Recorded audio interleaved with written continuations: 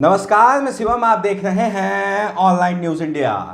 Bharatiya Janata party और प्रधानमंत्री मोदी जिस तरह से लोगों को छलने का काम करते हैं, जिस तरह से वो लोगों को मूर्ख बनाने का काम करते हैं, उन्हीं के पार्टी के एक विधायक ने प्रधानमंत्री मोदी जी की पोल खोल दी। दो खबरें आपको दिखाते हैं। पहली खबर में प्रधानमंत्री मोदी इटली जाते हैं और वहां पे पोप फ्रांसिस से मिलते हैं। पोप फ्रांसिस जो हैं वो ईसाइयों के सबसे बड़े गुरु हैं। वहीं दूसरी खबर में भाजपा के एक विधायक हैं, वह कह रहे हैं कि फादर और चादर से दूर रहिए।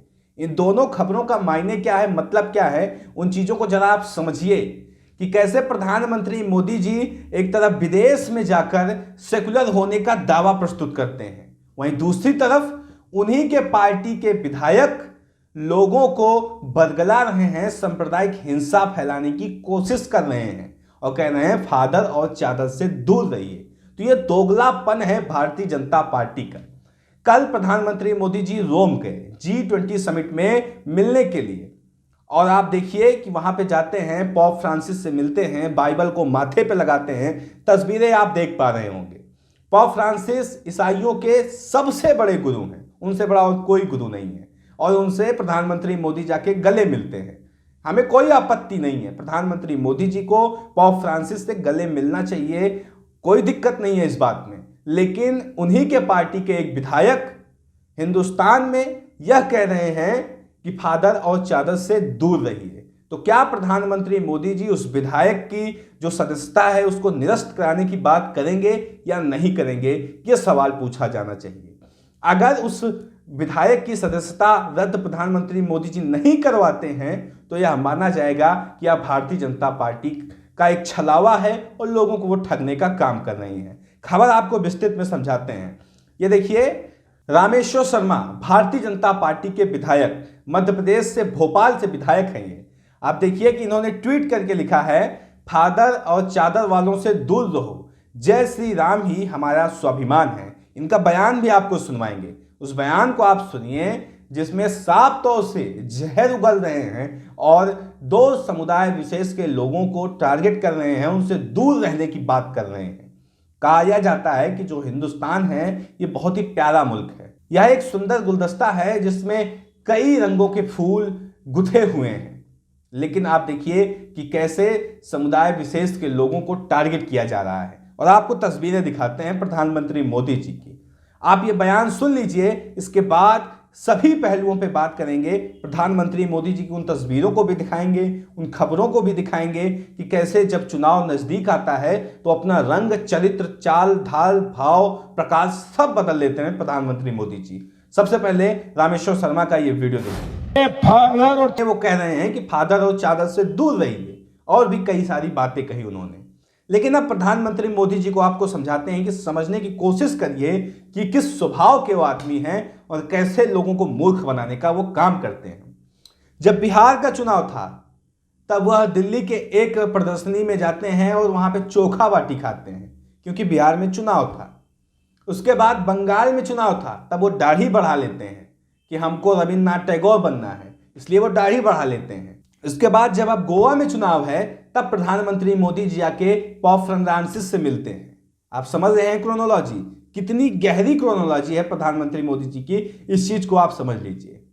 यह भी आप देखेंगे जब किसी ऐसे इलाके में चुनाव आएगा जहां पे मुस्लिम समुदाय के ज्यादा लोग हैं, तब ये मस्जिद में पहुंच जाएंगे, तब ये अरब में जाके अपना सम्मान करवाएंगे, वहां से सम्मान ग्रहण करेंगे, सारी चीजें होंगी और लोगों को ठगने का काम किया जाएगा। ये तस्वीरें आपको दिखा रहे हैं, इन तस्वीरों को देखिए। प्रधानमंत्री मोदी जी मस्जिद में गए हैं, मुस्लिमों से मिल रहे हैं, अच्छी बात है, उनको यह चीजें करनी चाहिए।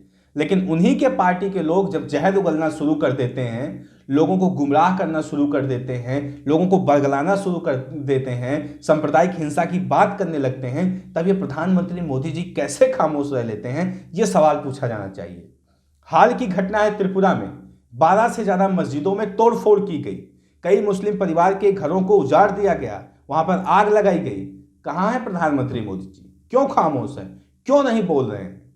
खबर हमने पहले भी आपको दिखाई थी, कैसे पादरियों को पीटा गया था, चर्च में घुसकर तोड़फोड़ की गई थी, और तोड़फोड़ करने वाले बजरंग दल के लोग थे, आरएसएस के लोग थे, तब कहाँ थे प्रधानमंत्री मोदी जी? तब उनके दिल में जो एक सेकुलर भावना है वो क्या मर गई थी? ये सवाल पूछा जाना चाहिए, लेकिन ये सवाल कोई भी उठाने वाला नहीं है। कुछ एक आपको खबरें और दिखाते हैं, इन खबरों को आप देखिए। मस्जिद में पीएम मोदी, देश ही नहीं विदेशों की इन मस्जिदों में जा चुके हैं पीएम मोदी। देश की बात छोड़िए, मस्जिदों में जो विदेश की मस्जिदें हैं वहां पे भी पीएम मोदी जा चुके हैं, और देश में उनके जो अनुयायी लोग हैं, उनके जो भक्त समर्थित लोग हैं, वो लोग क्या करते हैं? सांप्रदायिक हिंसा फैलाने का काम करते हैं। उनके विधायक राजेश्वर शर्मा जैसे लोग सांप्रदायिक हिंसा फैलाते हैं, लोगों को अलग थलग करने का काम करते हैं। तो ये एक षड्यंत्र चल रहा है, बहुत ही गहरा षड्यंत्र चल रहा है। इस षड्यंत्र को समझना पड़ेगा, और जो भी अलगाववादी ताकतें हैं, जो बंटवारा चाहती हैं, जो दो दिलों को मिलने से रोकती हैं, उनसे हमें लड़ना पड़ेगा, एक होकर, एकत्र होकर। प्रधानमंत्री मोदी जी रोम गए, वहां पर पॉप फ्रांसिस से मिले। इसी चीजों को लेकर जुबैर अहमद ने देखो ट्वीट करके लिखा है, बीजेपी विधायक रामेश्वर शर्मा का बयान, फादर और चादर से दूर रहो, नहीं तो ये तुम्हें बर्बाद कर देंगे। जुबैर अहमद ने इस चीज को ट्वीट किया है, और कई सारे स्क्रीनशॉट हैं, वो स्क्रीनशॉट हम लगातार आपको दिखा रहे हैं। और रामेश्वर शर्मा का जो ट्वीट है वह भी आपको दिखाया कि फादर और चादर वालों से दूर रहो, जय श्री राम ही हमारा स्वाभिमान है। इसके साथ जो क्रोनोलॉजी अभी आपको हमने समझाई कि कैसे चुनाव आने पर प्रधानमंत्री मोदी जी का हाल भाव, चाल, ढंग, स्वाद सब बदल जाता है, उसको लेकर दीपक शर्मा ने ट्वीट किया है। दीपक शर्मा ने ट्वीट किया, वो लिखते हैं कि पंजाब चुनाव में पंगड़ी, बिहार चुनाव में लिट्टी चोखा, बंगाल चुनाव में दाढ़ी की अपार सफलता के बाद अब गोवा चुनाव से पहले पॉप अचानक शांति और सभ्यता के प्रतीक बन गए हैं, और उन्हें चुनाव के आसपास भारत आने का न्योता मिल गया है। दुनिया के किसी भी कोने में प्रचार और मूल काम नहीं भूलते। प्रधानमंत्री मोदी जी के लिए दीपक शर्मा यह बात कर रहे हैं कि दुनिया के किसी कोने में चले जाएं, लेकिन अपना जो प्रचार करने का तरीका है उसको ये कभी नहीं छोड़ते। कहीं पे भी जाएं, किसी भी काम के लिए जाएं, लेकिन जो इनका प्रचार तंत्र है ये साथ जाता है, और प्रचार करने में इतना मसरूख हो जाते हैं कि जो इनका वहाँ पे मूल काम होता है उसको भी सही से ये नहीं कर पाते हैं। तो ये सवाल पूछे जा रहे हैं वरिष्ठ पत्रकारों के द्वारा। तो कहीं ना कहीं ये बात निकल के सामने आ रही है कि लोगों को ठगने का काम किया जा रहा है भारतीय जनता पार्टी के द्वारा। कई सारे लोग इस पर लगातार आरोप लगा रहे हैं, आपत्ति जता रहे हैं, या बताने की कोशिश कर रहे हैं कि बस बहुत हो गया और अब आप छलावे में मत आइए, क्योंकि अगर इसी तरह से लगातार अगर आप छलते रहेंगे तो वह दिन दूर नहीं होगा जब आपके हाथों से वह सारे अधिकार छीन लिए जाएंगे जिसके दम पर, जिसके बदौलत आप भारत के नागरिक हैं, भारत में रहकर एक नागरिक के तौर पर अपनी बातों को उठा पा रहे हैं। शायद डेमोक्रेसी रहे या ना रहे, इस पर भी एक बहुत बड़ा प्रश्न चिन्ह है, क्योंकि जिस तरह से लगातार लोगों को गुमराह किया जा रहा है, सांप्रदायिक हिंसा की आग में झोंका जा रहा है, उससे यह कहा जा सकता है कि आने वाले समय में भारत का जो भविष्य है वो बहुत खतरे में है, अंधकार में दिखाई पड़ रहा है, क्योंकि जो तकनीकी विकास होना चाहिए भारत का वह बहुत कम हो रहा है, और सांप्रदायिक विकास बहुत तेजी से होता चला जा रहा है।